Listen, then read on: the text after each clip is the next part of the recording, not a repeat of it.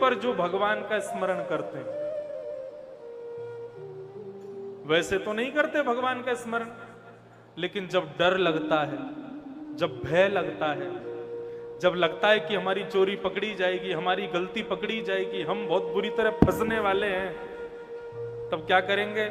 सोमवार के सोमवार व्रत रखेंगे, मंगलवार हनुमान जी पर चोला चढ़ाएंगे, उनको चना चनौरी और लड्डू का भोग लगाएंगे।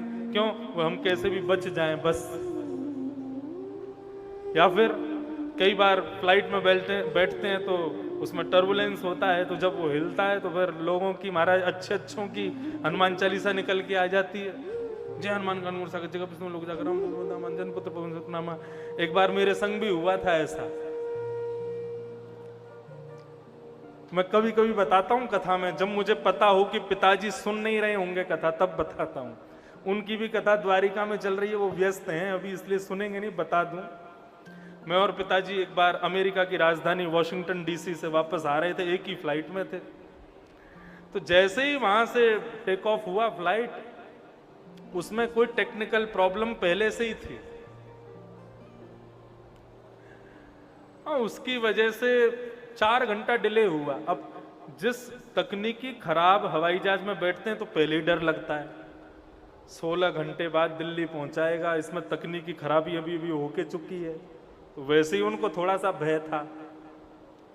लेकिन जैसे ही उसने टेक ऑफ किया, थोड़ी देर बाद में जो उसने हिलना शुरू किया, तो हमारे पिताजी बैठे बैठे जय हनुमान गंगूर सागर जय तुम लोग जाकर, हे राधा रानी, हे किशोरी जी, या हवाई जहाज को वृंदावन में ही गिरी हो जाके और कहीं नहीं गिरे, अरे किशोरी जी कृपा करो, अभी बहुत कथा करनी है, अभी लाला को भी कथा करनी है, ऐसे ऐसे करें।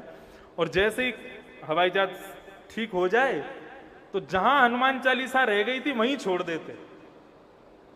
मैं कहता पिताजी पूरी तो कर लो ना, अब तो ठीक है गए, फिर से शुरू हो गए तो फिर से वहीं से शुरू करें। तो कहने का अभिप्राय क्या है, इसको केवल एक आप विनोद के रूप में लेना, ये मानव का स्वभाव है। जब वो भय व्यापक होता है ना, उसके ऊपर जब भय चढ़ता है, भगवान का स्मरण करना नहीं पड़ता, अपने आप होता है। डॉक्टर आपको बता दे कि आपके जीवन के केवल 15 दिन बचे हैं भैया, तुम्हारा बीमारी जो है बहुत जोर से फैल रही है, उस समय भगवान का दिन रात स्मरण होगा। अरे कोई महामंत्र चला दो मेरे कानों के पास, मेरे लिए कोई पाठ बैठवा दो, 24 घंटे भगवान का याद करता रहूंगा मैं। भय के समय पर भगवत स्मरण करना, यह भी एक स्वार्थ के समान है। प फ ब भ और अंतिम आता है म, यानी कि मृत्यु जब समीप आती है। कथा में नवयुवक नहीं आते, कौन आते हैं? बुरा मत मानना सब लोग, हाँ।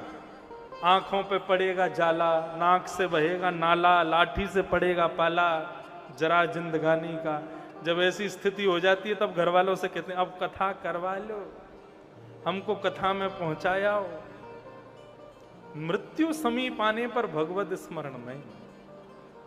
बंधुओं, एक बात आपको स्पष्ट करूं, देखो आप सब लोग बहुत उम्र के बैठे हो, कई मेरे पिताजी से भी उम्र के होंगे, उनसे भी बड़े होंगे, सबको मेरा प्रणाम है।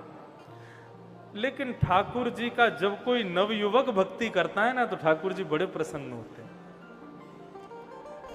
आपने आकर के मुझको बिल्कुल शुद्ध माला पहनाई, ये शुद्ध मोंगरे की माला पहनने में मुझको सुख मिलेगा, और यही मोंगरा यदि सूख जाए, इसमें से दुर्गंध आने लग जाए, ये थोड़ा सा पुराना हो जाए, तो इसको पहनने में मुझे सुख नहीं मिलेगा। ठीक वैसे ही भक्त जब नवयुवक होता है ना, जब कोई नया उम्र का बालक भगवान की भक्ति करने के लिए जाता है, तो बचपन की भक्ति यदि करोगे तो 55 में भगवान जरूर मिल जाएंगे, और यदि भक्ति शुरू ही तुमने 55 में करी है तो फिर तो शमशान में मिलेंगे जाके भगवान, उसके बाद ही दर्शन होगा। भक्ति 55 का विषय नहीं है, भक्ति बचपन का विषय है। भक्ति बचपन से करो, युवावस्था से।